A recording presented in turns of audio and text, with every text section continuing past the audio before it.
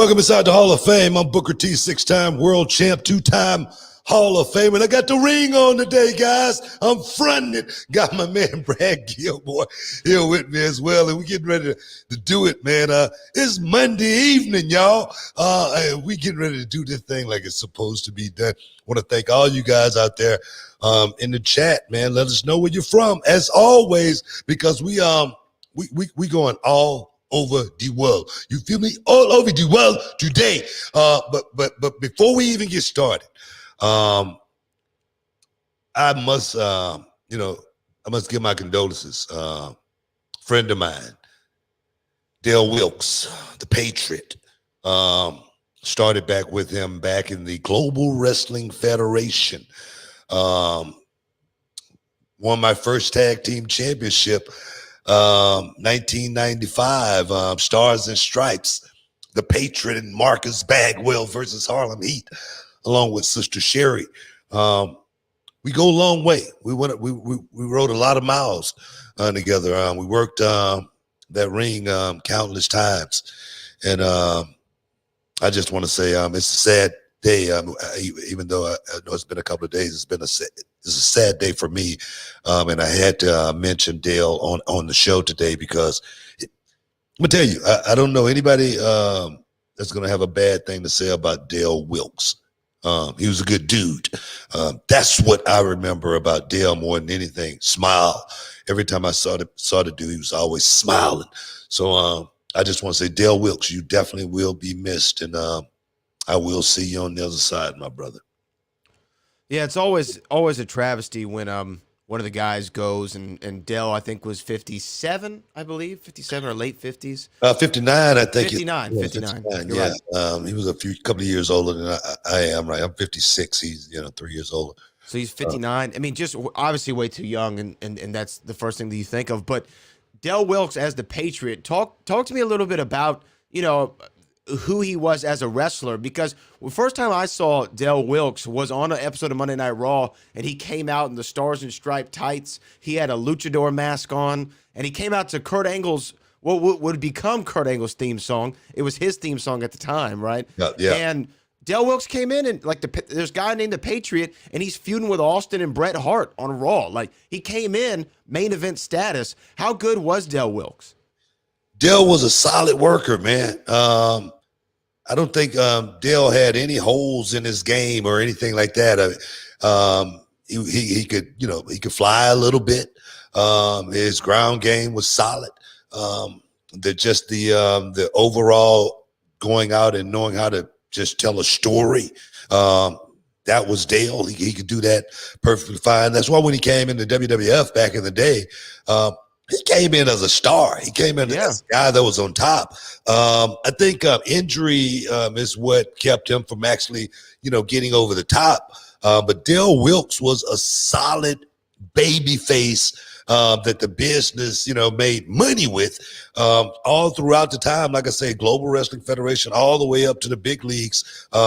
They made money with Dale Wilkes. So the Patriot was a star in Japan. Dale Wilkes was a star as well, So, give big props to everything that he did. I think he will be remembered. I mean, I think his legacy is well intact. But to see him, leave at such an early age, like I said, I was talking to someone else. I know he's in a better place, but I still rather he was here with him. You know what I mean? And that it's just so hard, like you say, when one go down. And it's life, we all got a birth date, and we all have a death date. But like I say, man, he'll be missed, and there again, he is in a better place. I believe that because I'm a believer in God. As am I, and I just hoping he's resting in peace. And when was the last time you saw him? Do you remember? When was the last time you saw Dale? Man, it's been a minute, man. I think the last time I saw Dale was at a convention. At one of the conventions, I can't remember which one it was, but it's been a minute since I saw him. I know, I don't know the cause of his death or anything like that, but I know this was unexpected. I didn't hear about anything about him. I didn't see anything about him online or anything like that, about being sick or anything like that. And it seemed like it just came, out of the blue. Whatever it was, like I say, may he rest in peace. Yeah, obviously. So go watch some of the old Patriot matches or Stars and Stripes. Remember the legacy of Del Wilkes. And well, I'm gonna tell you, Stars and Stripes against Harlem. I was still whooping his ass. I wasn't cutting him no slack, nothing like that. But yeah. Well, there you go. There you go. Yeah, I want to go. I'm probably gonna go back and watch that match tonight because so I guess they were the faces, y'all were the heels, huh? We were always the heels. Y'all were always the heels. Most of the time, we Most were baby faces for a minute. I think when we was going against Bunkhouse Buck and Dick Slater. Well, with names like that, you have to be the babyface. Was Marcus Bagwell a good babyface? Marcus Bagwell could work, man. I feel like he'd be better as a heel, but was he a good babyface? Let me tell you, Marcus Bagwell was a really, really good babyface. He was, what we used to call white meat. You know what I mean? He was red hot. As a babyface. And he was the one that they were going to cheer for. He was handsome. I don't know if you remember in the Global Wrestling Federation, he was actually called the Handsome Stranger. You've told me this before.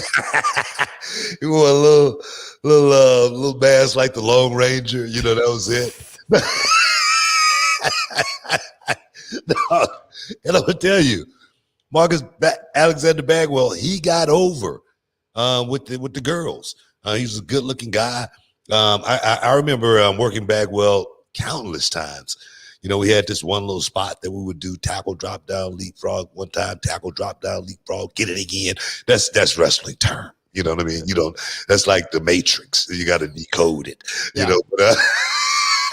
but now, Bagwell was a hell of a worker, man, before he broke his neck. I think that's when things turned for Bagwell as far as really being able to go out and perform. I think it happened on a Nitro, working with Rick Steiner. If I'm not mistaken, I took a bulldog off the second rope and came down wrong, and boom, and he didn't get up. They had to take him and stretcher him out. He ended up breaking his neck, and after that, Bagwell, of course, trying to rebuild from something like that and try to get yourself back in working form. It's really hard. I remember Bagwell when he finally came back from the broken neck. And it was a Monday Nitro, and then Bagwell goes, man, look, I need to get on the card tonight, and I need to get a good win, and he's looking at me. Like, do you know anybody? Can you do me that favor? I don't think I put him over that night, but I did the next week. You did the next week. You say, give me one more week to shine, Buff, before I put you over. Yeah, but now, man, me and Buff, we had a really, really, really good working relationship back in the day. And he was always one of the guys that I enjoyed working with because, we had our routine. No matter where we were in the world, it could be, anywhere in the country.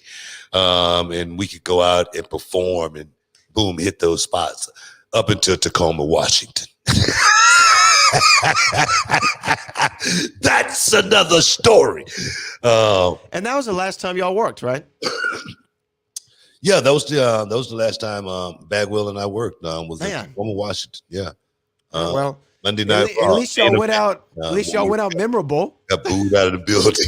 I mean, at least it was memorable. Got the hell beat out of us at the same time. All I remember is Stone Cold throwing me out of the back door or something like that of the building, telling me to get the hell out.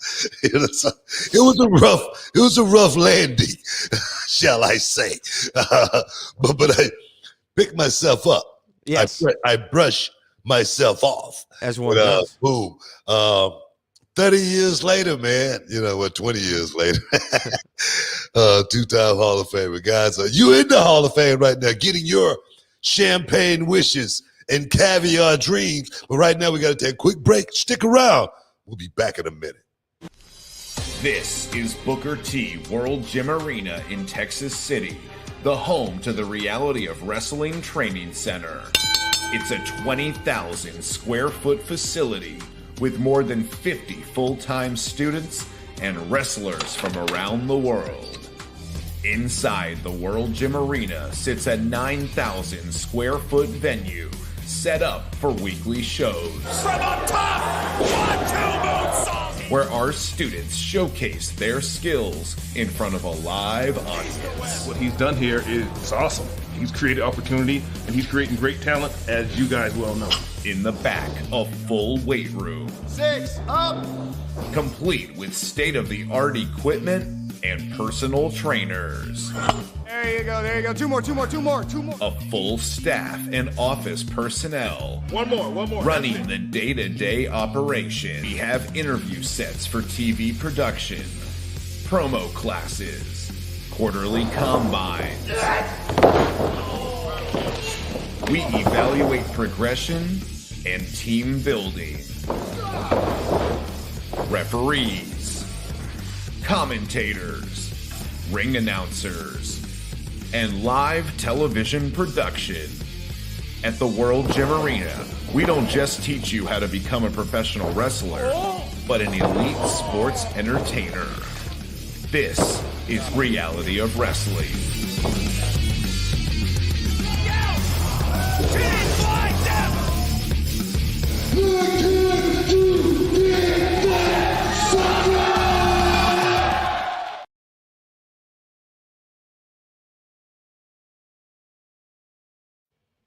Shoop!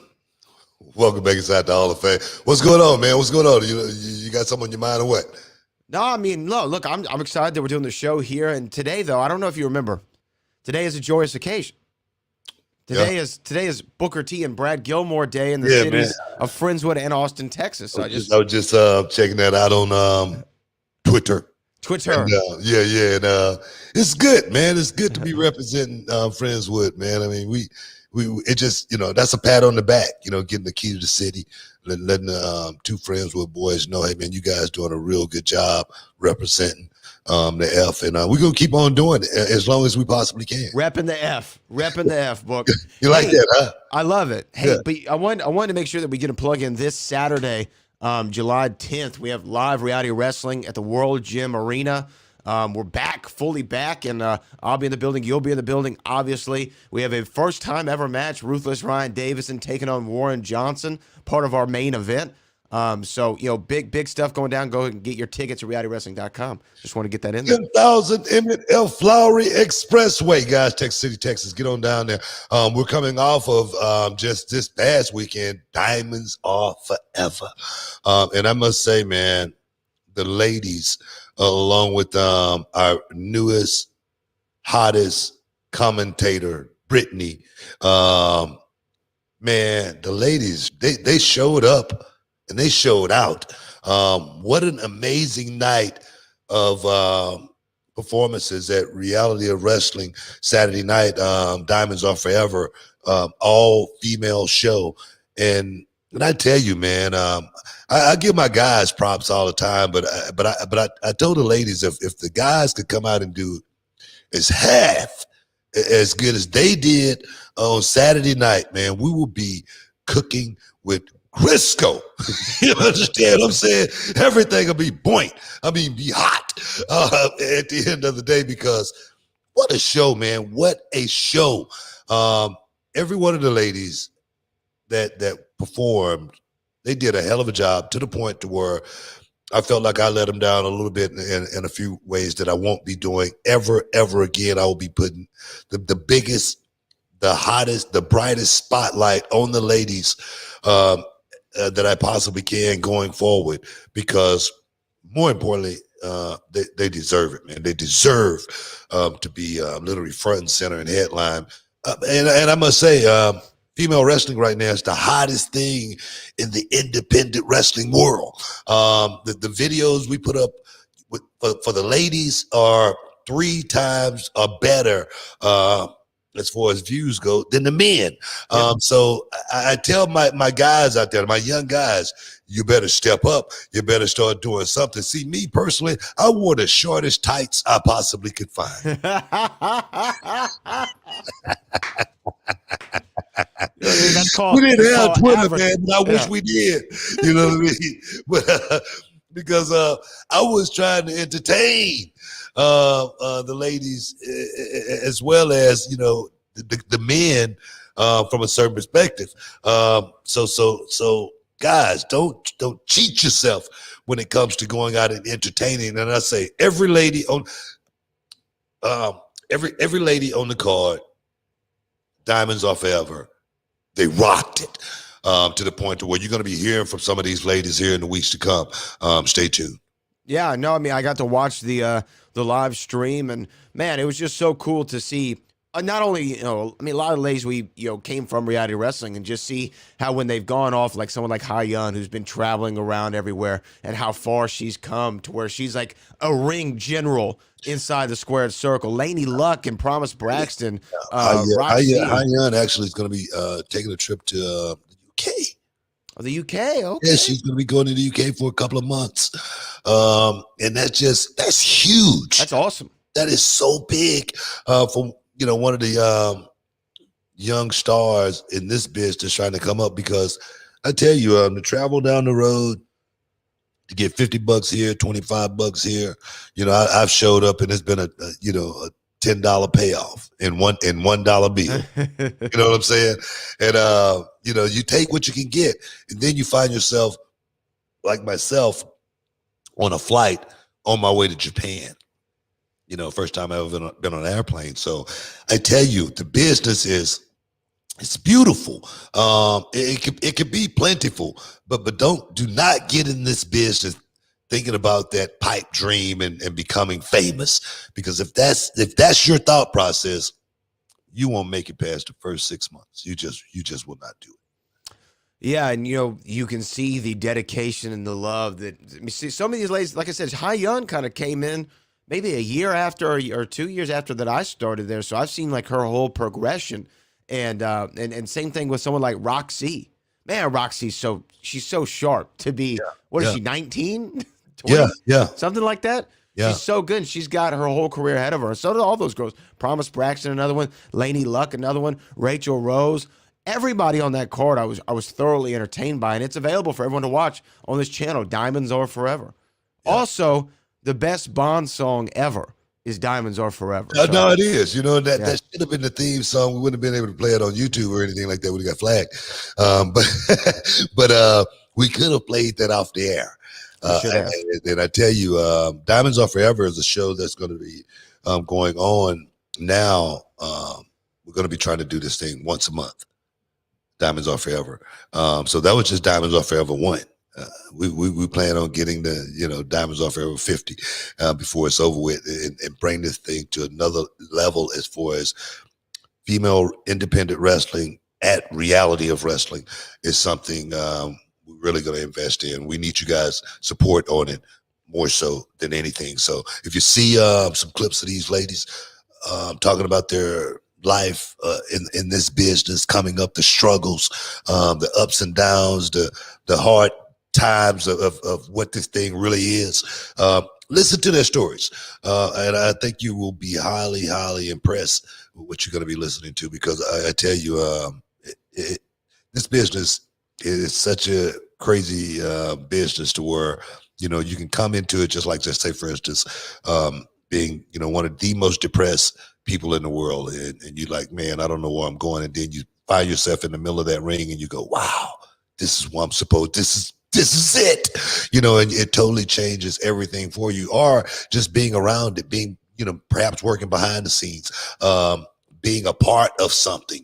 It definitely is something unique that we have built at Reality of Wrestling. So I encourage all young people in the surrounding areas, if you're looking for something to be a part of, Reality of Wrestling is it.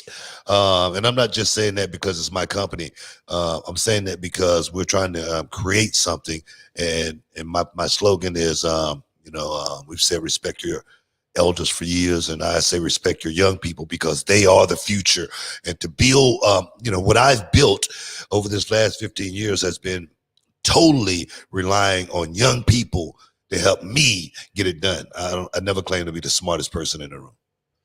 Yeah, I mean, I think that it's been a great motto for this company, and to see the talent, like you said, on Diamonds Are Forever. Last night, we had our 308th episode stream live here on this channel, an hour and a half of reality wrestling action. You saw a lot of new stars, Chico Adams, Blake Cortez, a couple guys who really stood out to me last night. And then going into, this was just coming off of a big stadium show we did in a baseball field at Constellation Field, the Sugarland Skeeters, going into this Saturday, reality wrestling. Then right after that, Summer of Champions. So if you're a reality wrestling fan, there's been not a better time than right now with all the content that you're getting right here as we march toward that 500,000 subscriber mark that we're so close to. It's crazy, man. I want to thank all the subscribers, all our YouTube subscribers, almost 500,000 subscribers.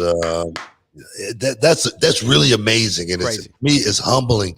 But there again, Brad, we work hard for our artists, and we work hard for our followers that's watching our content. That's why our new show that we're going to be bringing you guys next week, you're going to want to tune in. It's all about the indies. It's all about the independent wrestling world. It's about these young guys that perhaps just looking for a rub. They got the talent. They do. They got the wherewithal. They got the know-how. But sometimes you just got to know somebody to get your name out there. And myself, I always, talk about, like for myself, certain guys I knew about well before they ever got there. I say when your name get there before you do, you're on to something. So everybody that come on, this new show and we talk about certain things, their name got to me before they did. It tells me that they're on to something. And you guys out there, you need to tune in and get behind them and let them know that you're pulling for them as well. So, guys, tune in. Like I say, next week, going to have a new show debuting on our YouTube channel. And I think you're going to love it. You should be seeing some graphics here over the next couple of days. So, keep a lookout for something like that. Or like Mean Gene used to say, don't get shut out on something like that, because, and I'll finish with what I used to say, it's going to be on like a steaming pot of neck bones, cooking. But right now we got to take a quick break. We'll be back in a minute. This list would not be complete without the inclusion of the boss himself, Booker T. At the heart of reality of wrestling is the tag team division. We can talk about everything else in the company for ages, but with Booker T being a cornerstone of tag team wrestling, it'd be a shame if we didn't also have a hot tag team division. When no one could dethrone the Heavenly Bodies, Harlem Heat took it upon themselves to right that wrong. After weeks of tension between the tag team division and the Heavenly Bodies, it finally came down to it. Harlem Heat would be stepping in the ring one final time to dethrone the unstoppable champions. The Bodies definitely held their ground, but in the end, it ended up being Experience that would come out on top. The legendary Harlem Heat would become Reality of Wrestling Tag Team Champion. Welcome back inside the Hall of Fame, guys. Yeah, man, we got a lot to talk about. And the thing is, I'm always in the news, man, even when I'm not trying to be in the news. Right. But I got a text message from a good friend of mine, and text message was from Gregory Helms, the Hurricane, and he was showing me the quote that was on Twitter or Instagram, I think it was Instagram, and I was like, man, that's cool. The Rock put me over like that. And I really appreciate The Rock saying, those kind words, as far as me being one of the most athletic guys, me being, pretty much a damn good worker. I get props like that from a lot of guys, like Bret Hart. Bret Hart, he was one of the guys who, like say, man, he really enjoyed working with me in WCW. And I really think he enjoyed working with me because it was a chemistry. It was a intensity. It was a realness about being in the ring with him. So hearing that come from The Rock, it means a lot. Him saying that he wished that our feud would have lasted a whole lot longer. And in actuality, it should have. Me being the guy from WCW, coming over, it always had been, questioned as far as The Rock, Booker T, who was, So I feel like that could have been it could have been a 6 month, that could have been a year marriage, with The Rock, if done properly. Reason why it wasn't done, I can't answer that question. I always said when WWF bought WCW, they raised the flag and they planted it and said, "We won. This war is over." And it was, and I don't think it was about like our guys against, just like say for instance, the Stone Cold Steve Austin versus Goldberg. Would have been awesome, right? You know what I mean? Great. Come on. I mean, of course, it was always a question. Both of the guys had bald heads. Both of them goatees, black trunks, black boots. Exactly. You know what I mean? So just that too, it would be like looking in the mirror, right? Almost in a sense. Steve was pretty jacked up at that time back in the day. Of course, you got Dallas Page, the Undertaker. Thing they could have did, but my thing, I just felt like the thing I could have did with The Rock definitely could have lasted so much longer. I don't know how good it would have been though. I don't know. It would have been great. My thing is this: I think working with The Rock for me, it would have got better the more times we worked. Right. That's what I missed out on The Rock because I don't really remember working any house shows with The Rock. Any. Okay. And that's a rarity. We work TV, but we never worked house shows. Normally when you work house shows like Steamboat Savage leading up to WrestleMania 3. You're working on the match. Man, pay-per-view or whatever. Working on how you really want to go out there and lay that thing out. And The Rock and I, we never got that chance to actually, since I think about it in hindsight, we never got a chance to do that. So I appreciate him actually saying that he wish he had did that with me. And his exact quote was, one of my biggest regrets was not having a long run with Book. He was one of my favorite workers and the best pure athlete I've ever wrestled. Fluid, sharp, believable moments and work style. I always said his moves had a rare swagger. But to go back to it, he says this is one of his biggest regrets of his entire career. And we look at, The Rock, and obviously you were there for the height of, his popularity. But, one of the biggest stars in the history of the industry. And, one of his biggest regrets was not getting that longer program with you. But I'm sure, to go back to what you said, the more you work with anybody, the better chemistry you get. You figure out each other's timing. Okay, he likes to do this. I like to do this. Oh, it'd be cool. Remember how last match we did this? What if we did this now this time?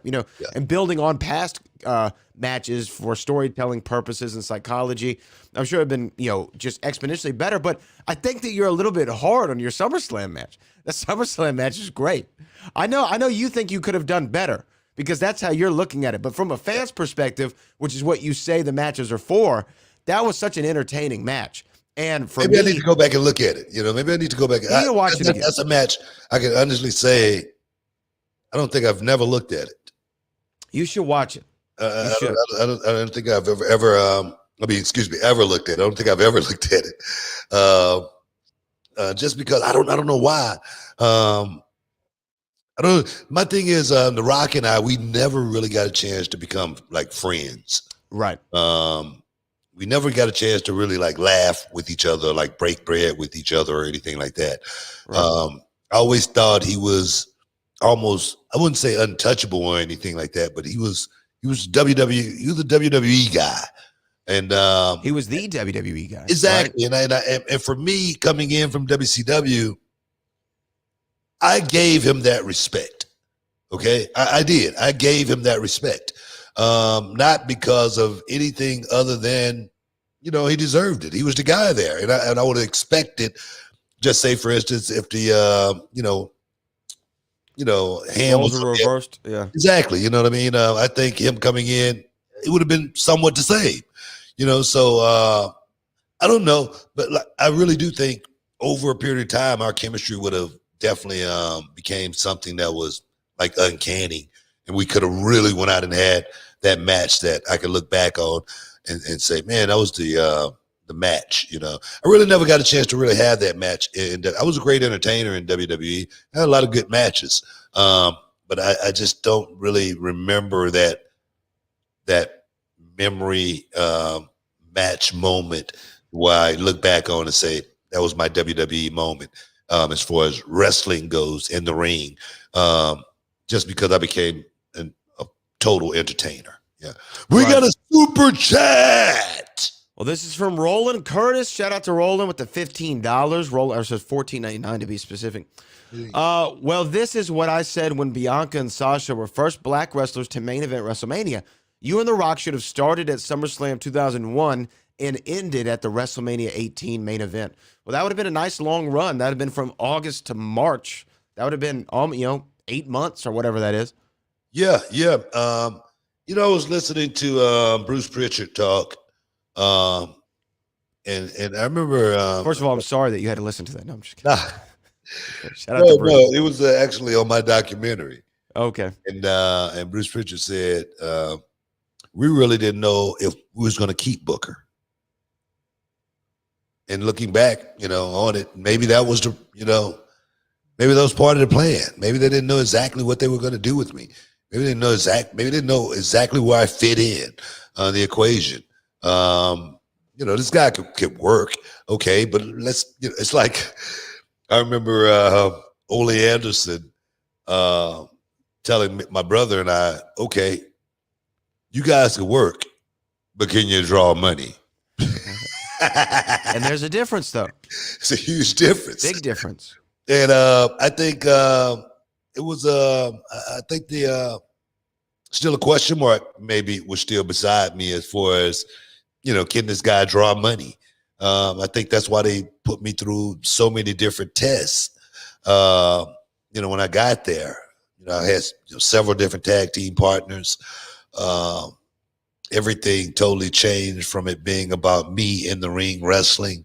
I had to adapt to something totally different.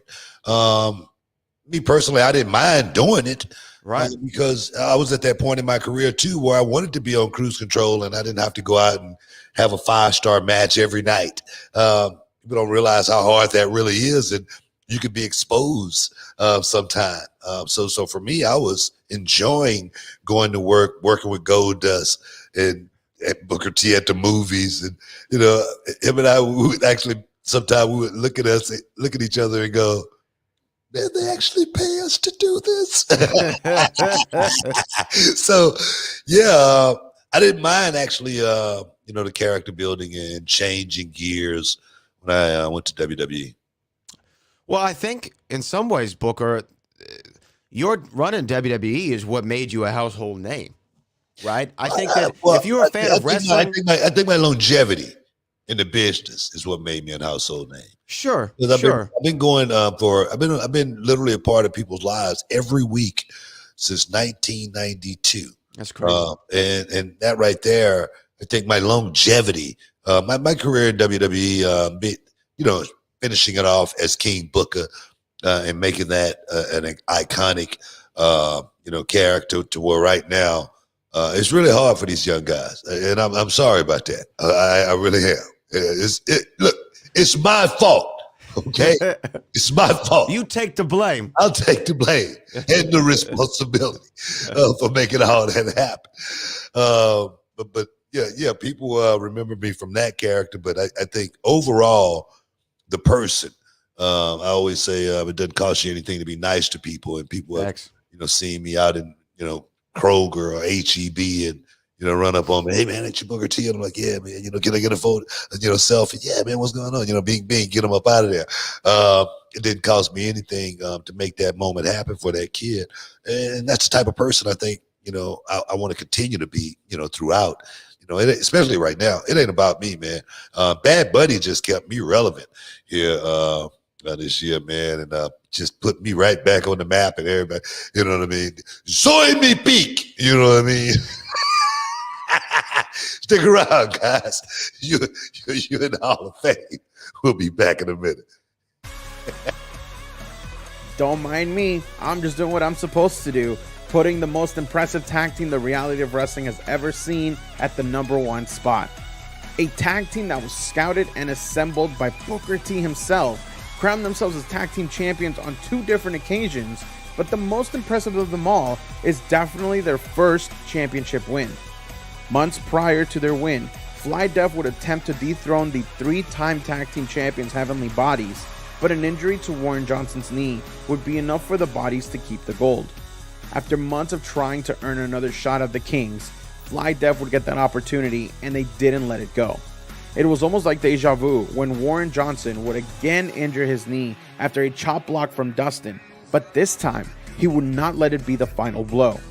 Fighting through the pain and through an amazing display of heart from Zach Mason, who actually managed to be the only person to kick out of the pearly gates, Fly Def would finally capture their first ever tag team gold, which sent the World Gym Arena into a frenzy, unrivaled by almost the entire roster as their conquest finally came to an end.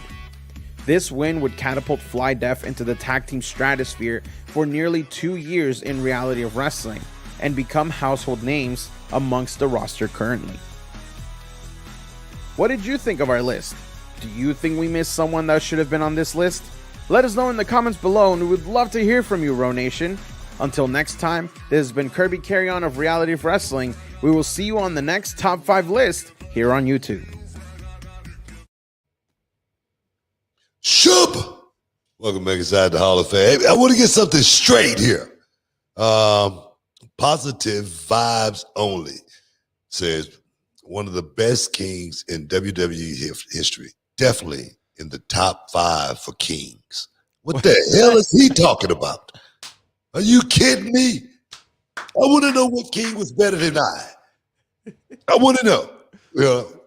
The most revered king, King Booker. I want to know. And that's a debate for me, and it pisses me off when I hear somebody even compare somebody to me as being a better king. You know what that's called? What's It's called bias. And that's why I appreciate The Rock putting me out there and saying, how good I really was, because I know how good I was. But a lot of people really don't want to give me the credit for that, just like positive vibes only here. And I'm all about positive vibes, but you about to get the hell beat out of you.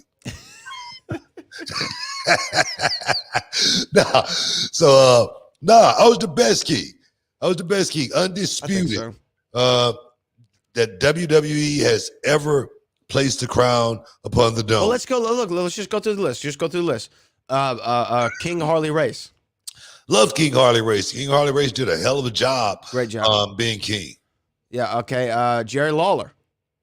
Jerry Lawler, he was anointed king in Memphis, Tennessee. So, he's done a great job. I'm talking about winners of the King of the Ring tournament. Okay, so then you got only a few names then to go off of. Who became a king? Well, you have King Corbin recently. Savage.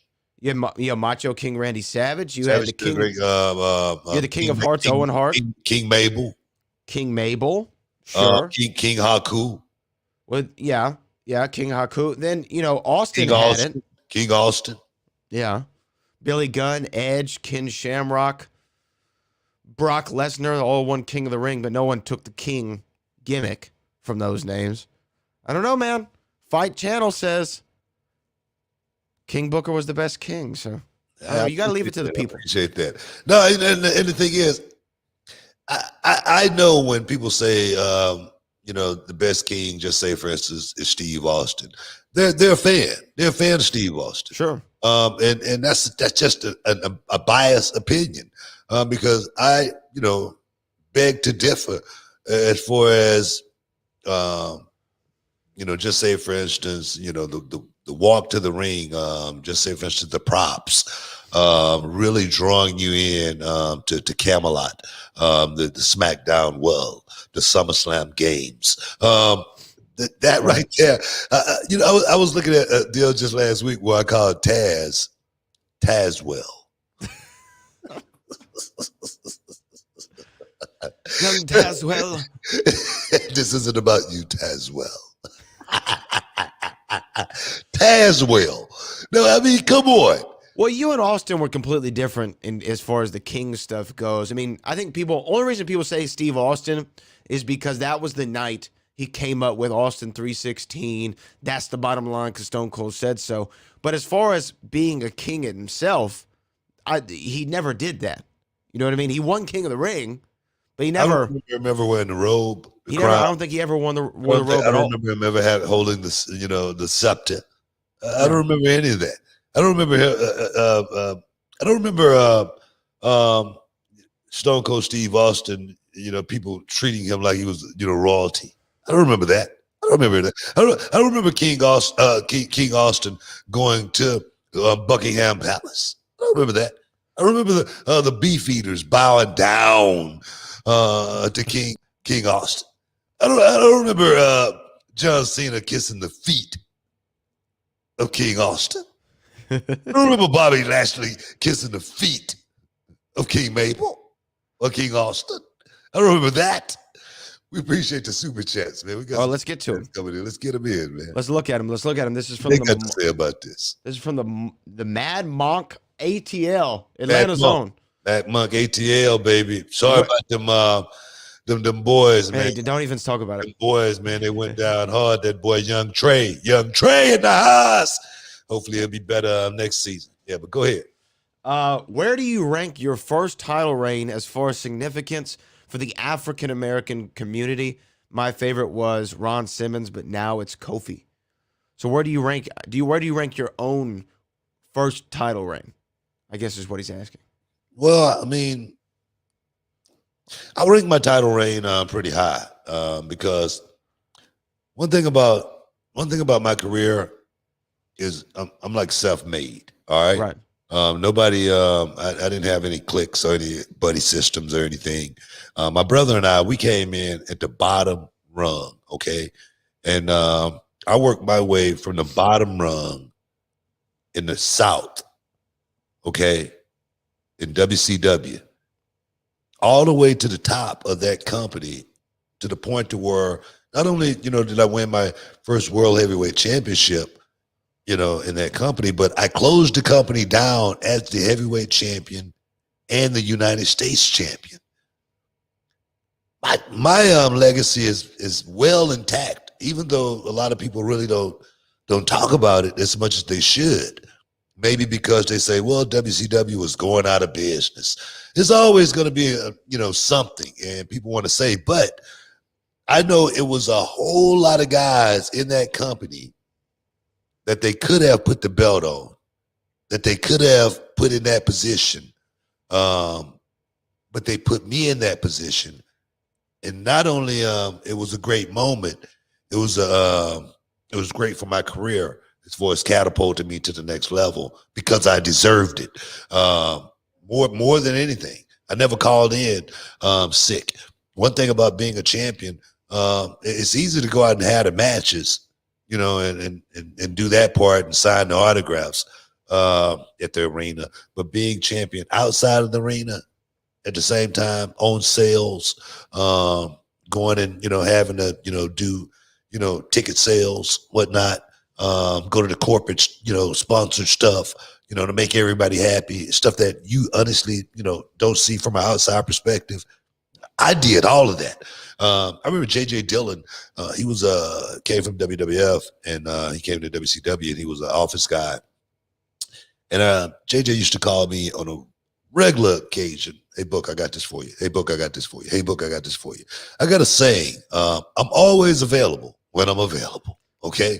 And that's from working with J.J. Dillon because every time he had something for me, it wasn't one time I questioned it.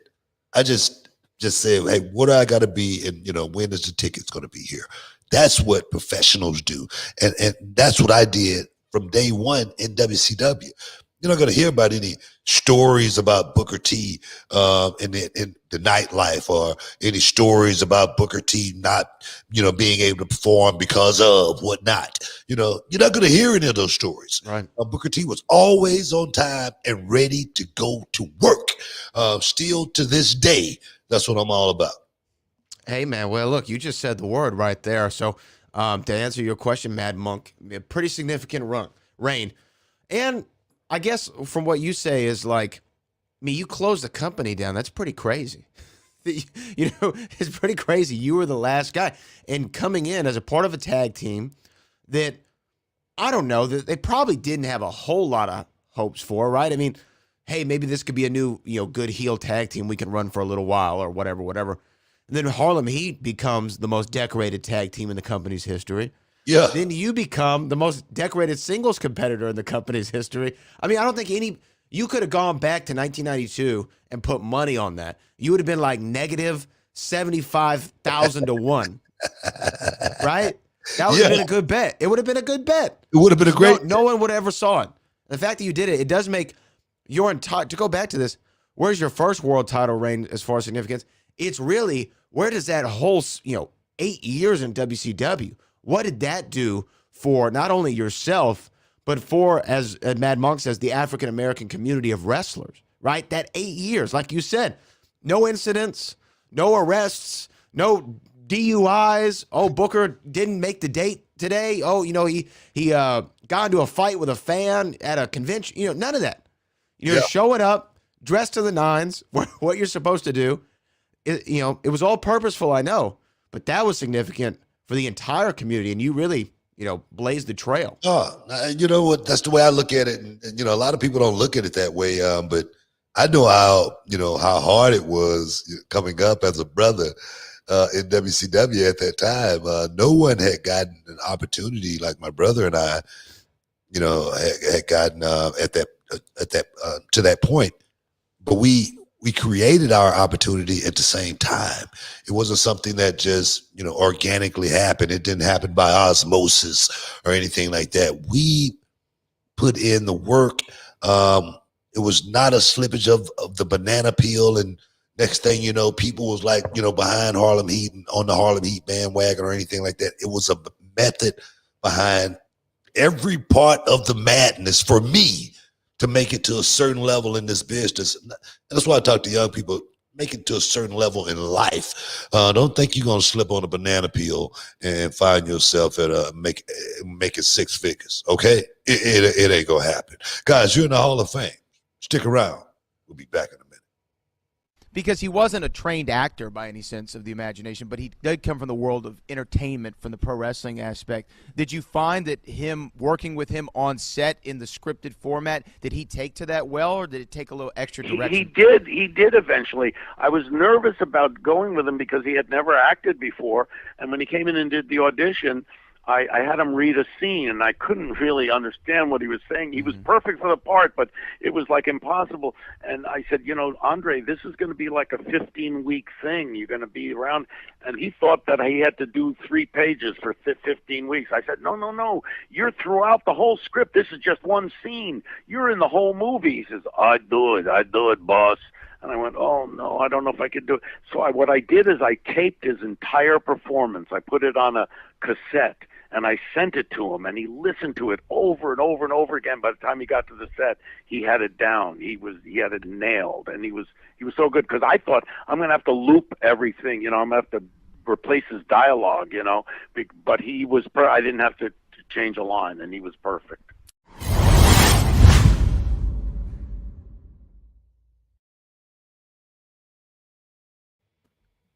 Welcome back, guys. Boom. We just chopping it up here inside the Hall of Fame. But yeah, man, the career is what it was. We got another super chat. We got a couple more. This is from Positive Vibes Only, who said, I only said top 5 to be fair, but you're the best king of the ring. And Harlem Heat is in my top 5 tag teams as well.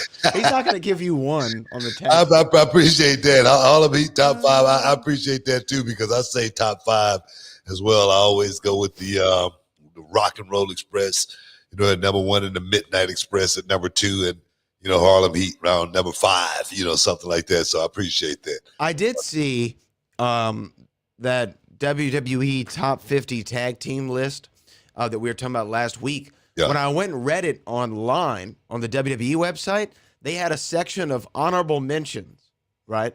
Now remember, this is WWE tag teams only, but they did have honorable mentions. And Harlem Heat was in the honorable mentions of the greatest WWE tag teams, even though y'all never competed in WWE. Whoever put the list together said, we got to talk about Harlem Heat if we're going to talk about tag teams. Yeah, we would have ran Rapid, man, in WWE, man, if we would have got a shot there. Man. I was listening to my brother talk not too long ago, and it was on one of the podcasts, and he was saying that, he wouldn't have, he didn't know if he wanted to go to WWE because he wouldn't have wanted to be made out of a certain tag team than what we were in WCW. And that right there, I totally can understand. I get that. Because sure, it would have been some friction. It would have been some friction as far as us going out and, just say, for instance, tripping on the way out, and taking a bump, doing something stupid. Our image was so hardcore in WCW. To bring it to WWE and it be anything different than that, it would not have been right. If it changed in any way, the name or anything, it would have thrown everything off. And I really believe that. I could be wrong, but I really truly believe that. Yeah, I mean, well, the thing is this. I think that you don't have to look much further than the Legion of Doom, right? When the Road Warriors came into WWE for that second run, they weren't the Road Warriors. You know what I mean? They were a little older, and they try to mix things up, and they put Sonny with them, and then they did the whole thing. Like within a couple weeks, all of a sudden Hawk is coming to the ring drunk or whatever, and falling off the Titantron. Yeah. Somehow Draws is now a part of the Road Warriors, and it wasn't what we wanted to see from the Road Warriors, right? Yeah. And if Harlem Heat came out and started doing some kind of comedy, like you said, or I don't know, Stevie Ray develops a stutter or whatever, right? In the promos, it's like, oh man, no, we want Harlem Heat. We don't want whatever this is. And Yeah. sometimes people think that they have to change something, though. That's what I don't understand. Yeah, I think just like for myself, I know if I would have had to change anything, Sure, as Booker T, it wouldn't have been right. Yeah. If I would have had to change my music, it wouldn't have been right. Something would have, I think the rocket that I was on, something would have, spazzed out somehow, some way, just because, I don't know, just something wouldn't have been right for me. Trying to go out and be something that I wasn't, something that I didn't create myself. Right. And I think that's what made being Harlem Heat and what made being Booker T so easy was it was something that I created. I remember when WWE gave me the rap song there for about a month. Can you dig it? And I would walk out to that music and I just felt so stupid. I swear I was like, God, I cannot do this. I need my old music back. And I went to Vince and I was like, man, Vince, please, can I get my old music back? And he finally let me get it back after the album sales, started, leveling Dropping off a little bit. Yeah. So, but yeah, man. Yeah. What that album? I mean, so just to go back to it for a second. So, Can You Dig It? Like, did they write the song and say, "Hey, Book, we want you to do this"? Everything. Yeah. And how did you feel recording it? I felt stupid. Why? Because I'm not a rapper. Jams. Because I'm not a rapper, man. Last time I tried that was at the Rhinestone Wrangler. And I think it was going against Willie D and Top Ski. Now known as, member of the Ghetto Boys. Right. And I bummed that night. They booed me off the stage. Let's see. What makes me think I could be a rapper? I sucked. But it sounded pretty good. I don't know. I'm looking at the track list here. I don't remember any of these songs. I remember Can You Dig It? I remember Jericho's had "Don't You Wish You Were Me." I don't remember Rikishi having a song called "Put a Little Ass on It."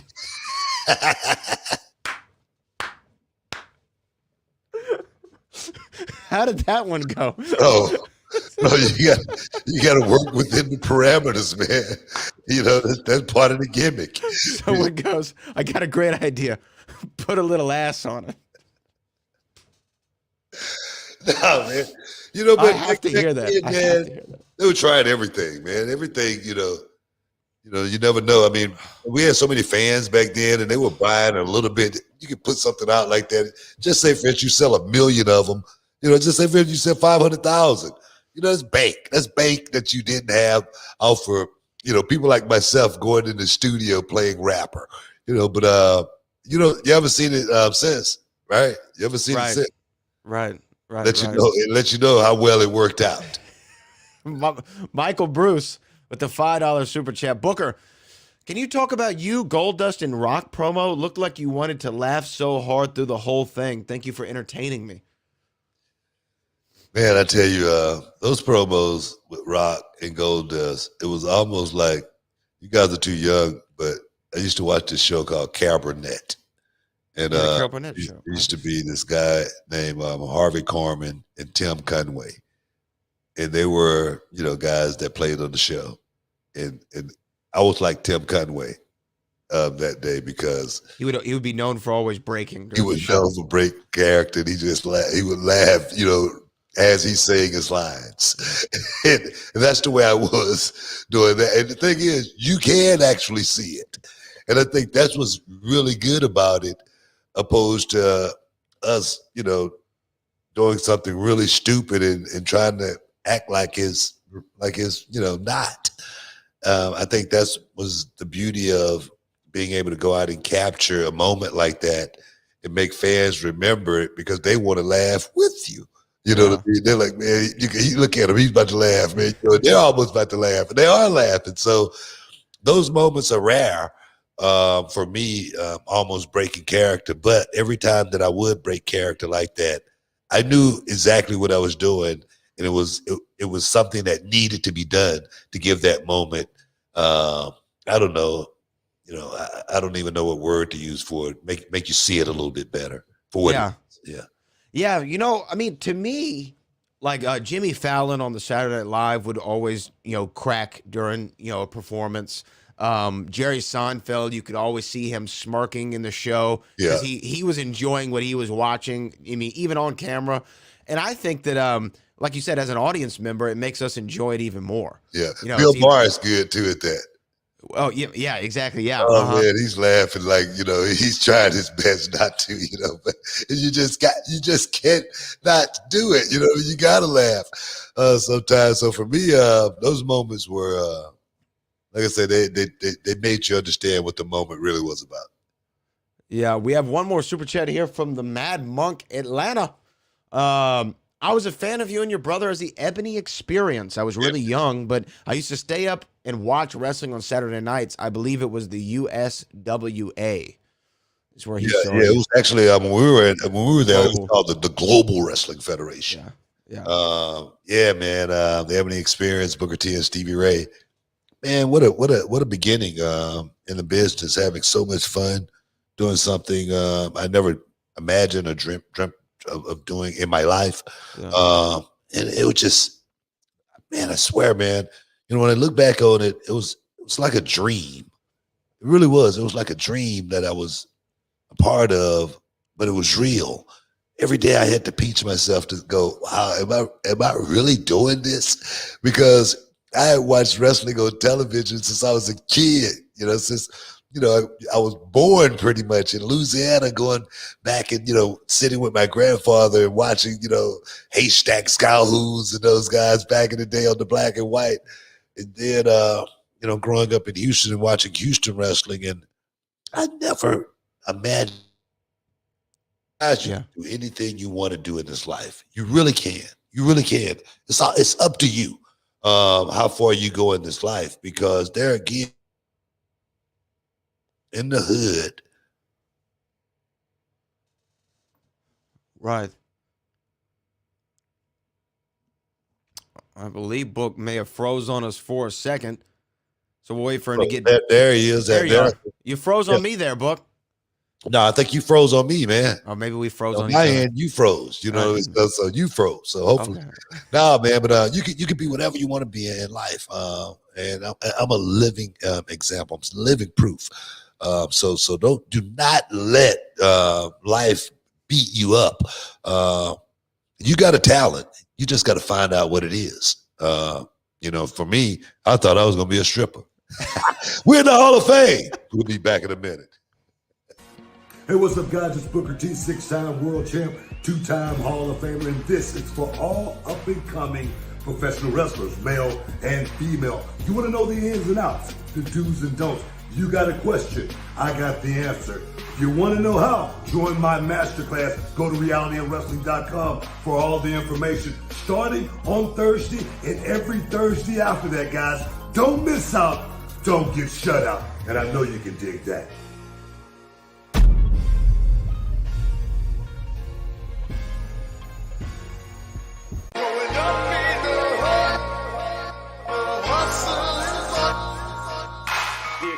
The Academy.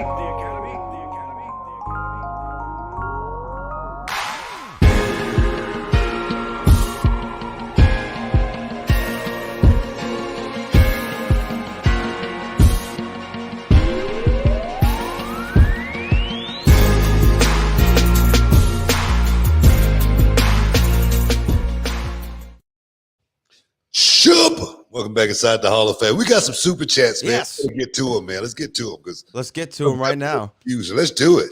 Roland Curtis with another $20 says King Booker. Booker was the best. Booker and Savage cared about the crowd and made sure that everybody recognized them as king. And with King Booker and Queen Sharmell, Macho King and Queen Sherry.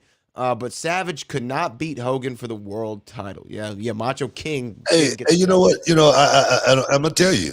I could honestly say that I modeled my my king character, my king role, somewhat in a lot of ways after King Savage. If everyone remember King Savage, always did the finger twirl, and I changed it to the pinky finger twirl. And people always just say, "Man, what does the pinky finger represent?" When it only represents the Macho Man Randy Savage, you dig it? Who's the prize? You know, what's my plan? No plan in here. Dig it. Yeah, that's what it represented. But yeah, I appreciate that, Roland. Macho Man. Yeah, definitely. Macho Man Savage and King Booker, we was definitely parallel. Now Roland continues on with another $20. Thank you, Roland. We really appreciate it, man. He said only 2 wrestlers ever won King of the Ring and the world title in the same year. Brock Lesnar when he became king and won the world title in 2002, and Booker T when he became king and won the world title 4 months later in 2006. Wow, I didn't know that. I didn't know that y'all were the only 2 kings who won King of the Ring and then won the title in the same year. I did not know that. Talking about 4 years later for us from 2002 to 2006 between my reign and Brock's reign, if I'm not mistaken. Yeah, but y'all were the only 2 to do it, though. Yeah. You know what? You know, I was wondering if it was anyone else that won the world title when they became king, and it was Brock Lesnar. Okay, I give you that. But that Brock Lesnar, you know, you got to give him the title because he's Brock Lesnar. Okay, right. Whether he's king, whatever, he's good. You know, he's the guy. Well, him winning King of the Ring was an excuse to get him in the world title picture. Yeah, right? exactly. He didn't become a king. Yeah, exactly. But for me, I really, you know, I would almost say I'm the only king that really ever legitimately won the world title as king. Yeah. I only. And the only reason why, because I was white hot. The people, man, was, you know, they loved to hate me. Either they loved me. It was like I said, it was Camelot coming to SmackDown on a weekly basis. Yeah. And it was refreshing to the fans.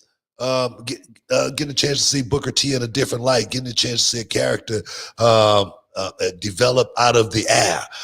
So for me, King Booker was definitely the guy as far as winning the world title. I couldn't have did it without Rey Mysterio. I got to give him props.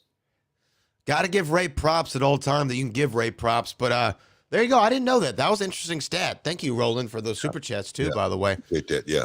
Yeah, well, the excuse me. Well, the world continues on though. Book. I wanted to get your feedback though. I mean, your Bucks fear the deer. Yeah. They made it to the finals. They're going to be taking on tomorrow night, Game 1. Yeah. The Suns. What's your prediction? Let's go on the record with a Hall You know, of Fame. Giannis, right now, from what I was listening to earlier, Giannis going to try to play, man. Giannis going to try to get in there and do his thing. If Giannis get in, they're going to have a 50-50 chance, maybe even better. But even without Giannis, Middleton can hold them boys together. And I'm gonna tell you right now, that Olympian man, he's going for the goal. You know, he's going for the goal, and the goal is a championship at the end of this season. Fear the deer. The deer is coming, and he's knocking on a door near you. So you ready? I'm just saying.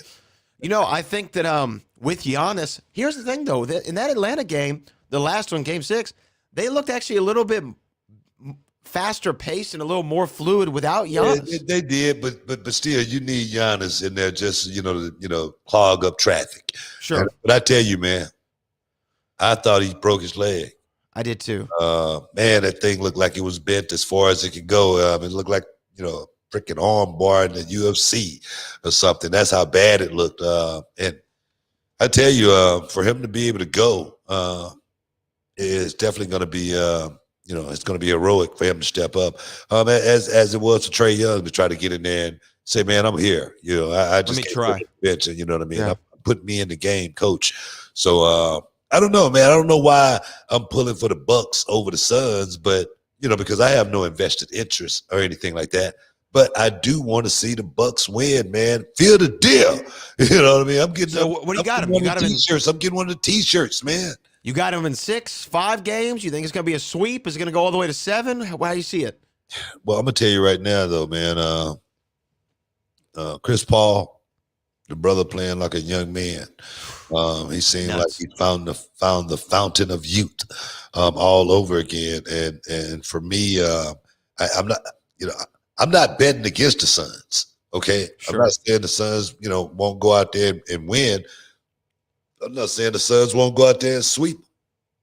But the Bucks have gotten to this point, and a lot of it has just been being in the right place at the right time.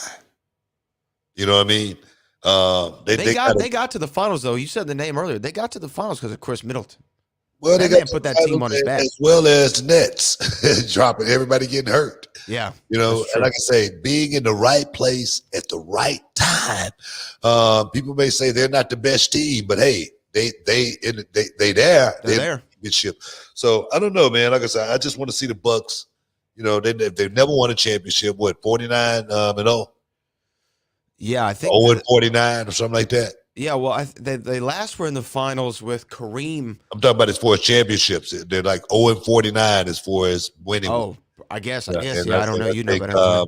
I think the Suns are what, 0-50. Last time they were, I just know when the last time they were both in the finals. Last time the Suns were in the finals, Charles Barkley was on the team.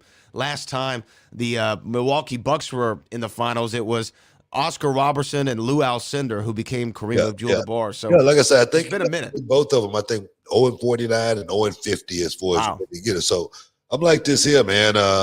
Either one of these teams, they get the thumbs up for me just making it. With the Lakers going down the way they did, AD going down, LeBron going down, and to watch AD come in and try to suck it up.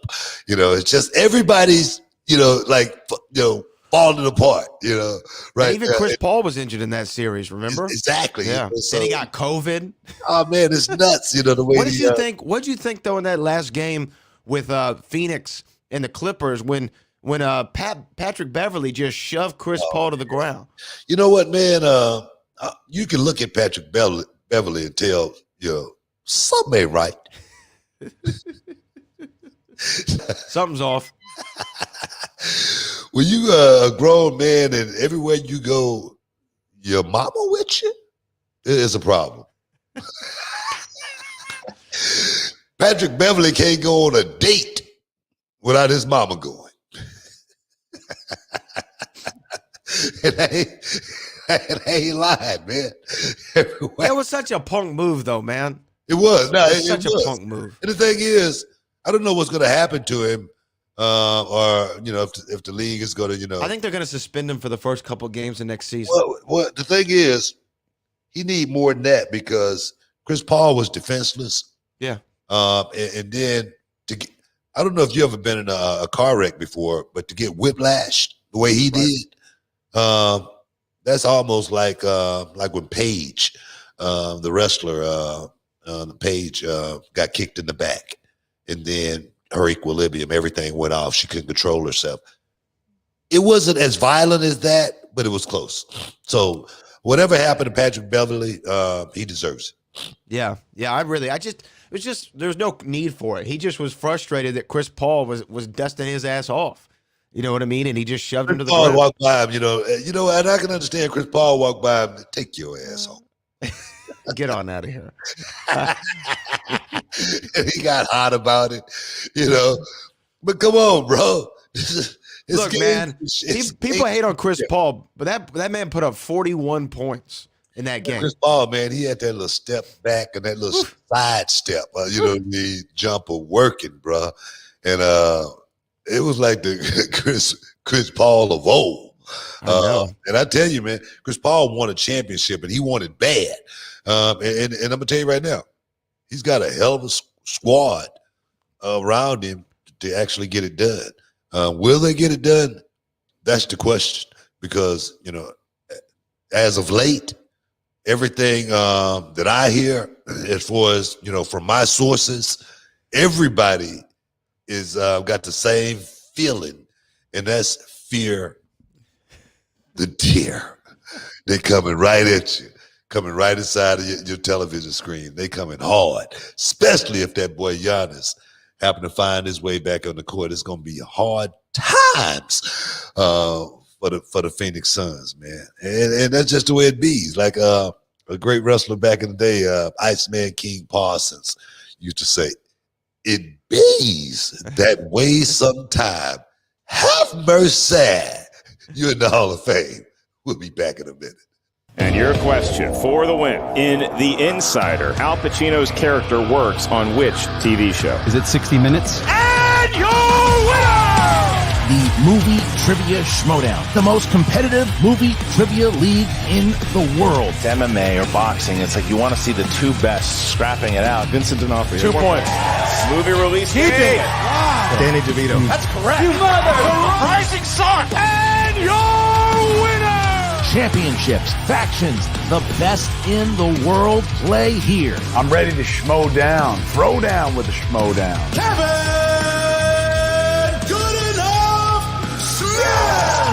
This is why we play the Schmodown. The professional sports league of movie trivia.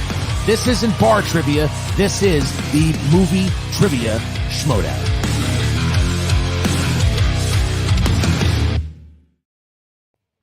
Welcome back inside the Hall of Fame, guys. Man, this show like zooming by, man. It's like crazy.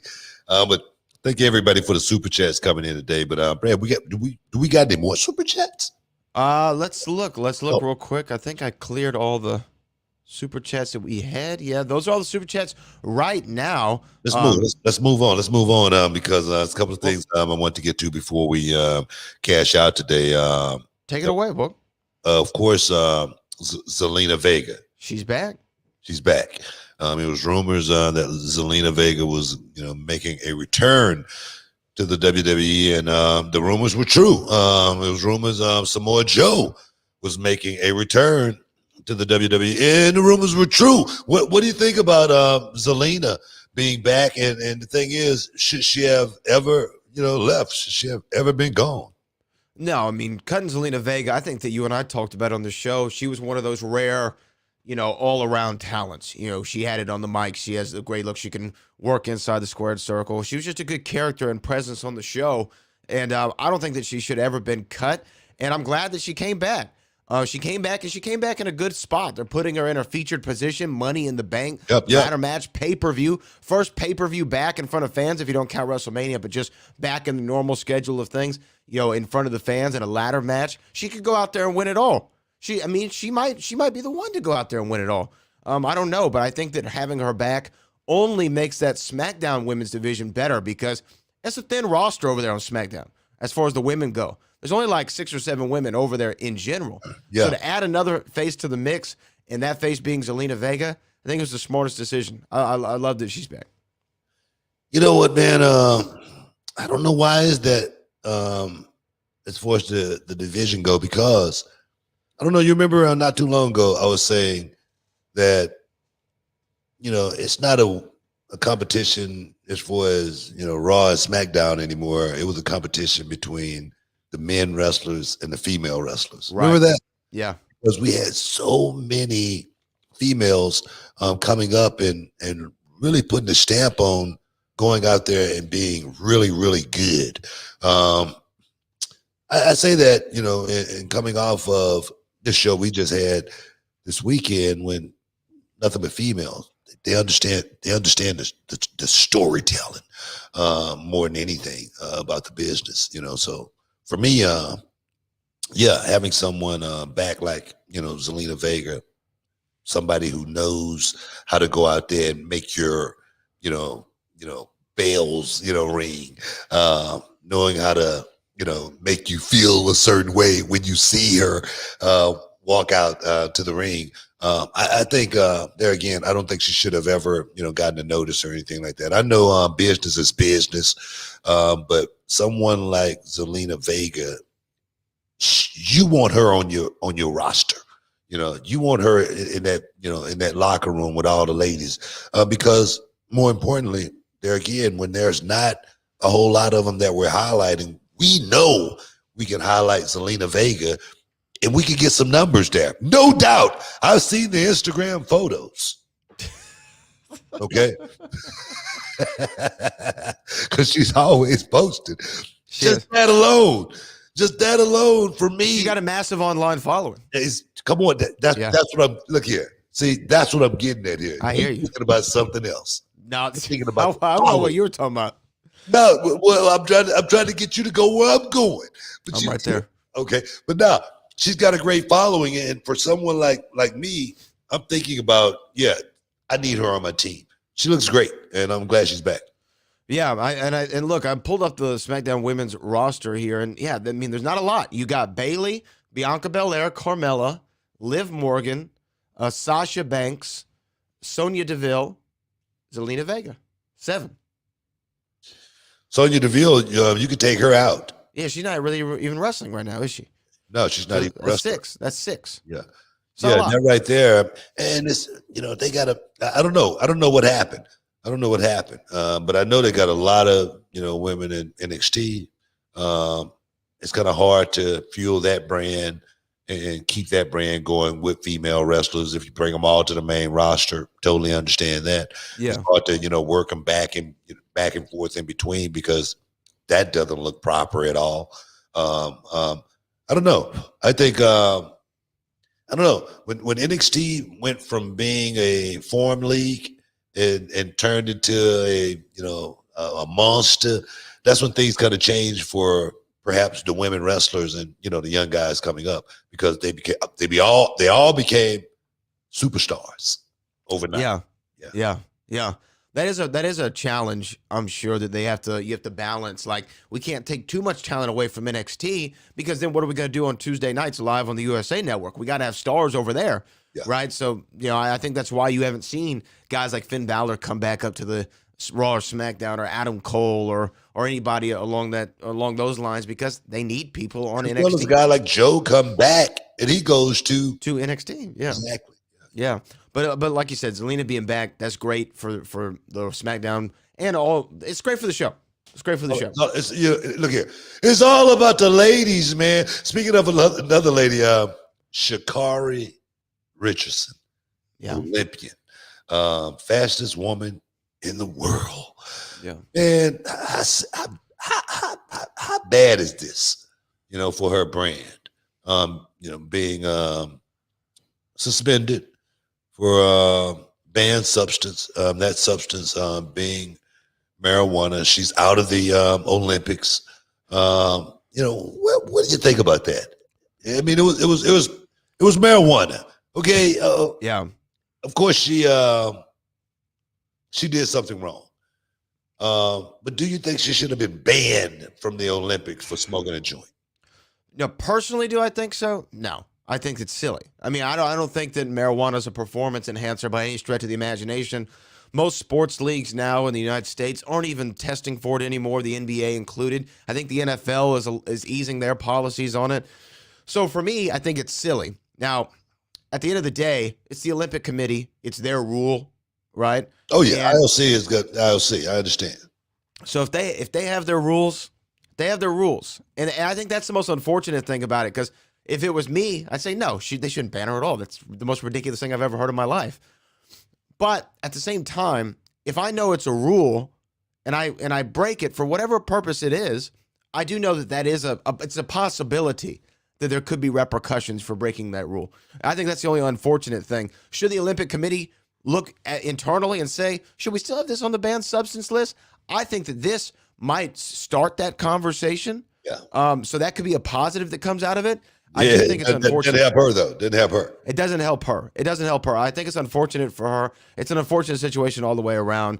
And I don't know. I didn't like it, obviously. I think she should still be able to compete. I tell you, man, I've been watching some of the videos on YouTube, some of her races. She's crazy. She's so good. It's amazing that someone 5'1" tall can generate that much speed. She's so quick. It's like the Flash come to life. It almost looked like she's floating on air. Yeah. That's how fast it looked like she's running. So the United States is out. It's amazing. And for her to not get that chance to win that gold medal when she's the best that America has to offer, that's a big blow for the United States. 100 meter dash. It really is a huge blow. Because that was an instant gold medal.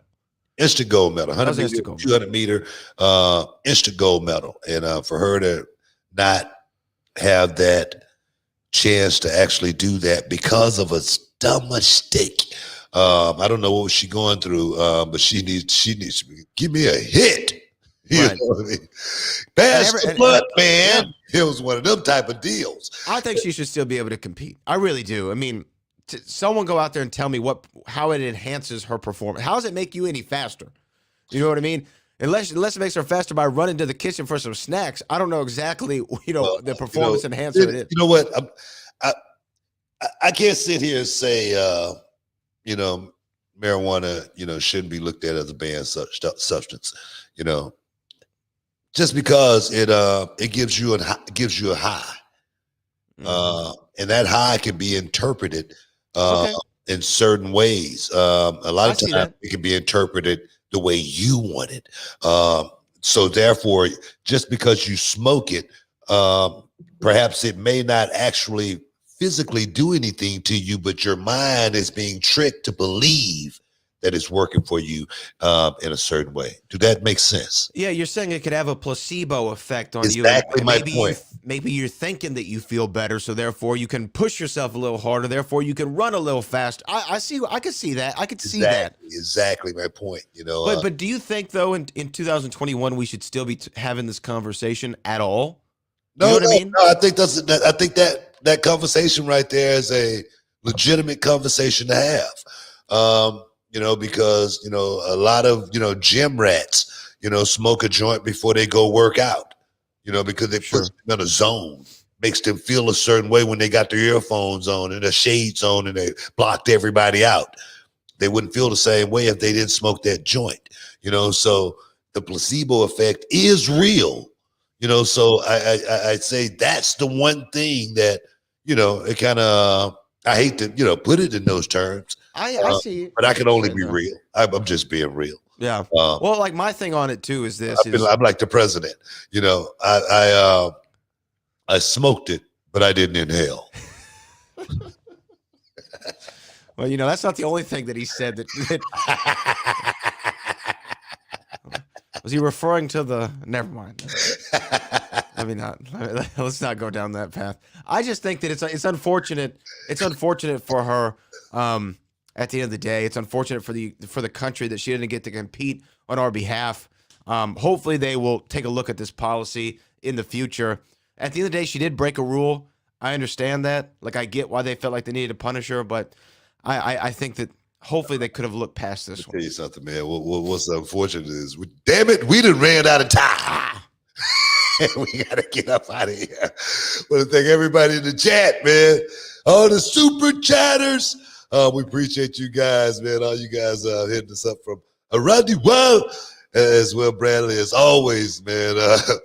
We appreciate you, dog. Yeah. I'm laughing mine off too, dog. Hey, man, you're in the Hall of Fame. We'll see y'all in a couple of days. Right now, we up out of here, man. Can you dig it?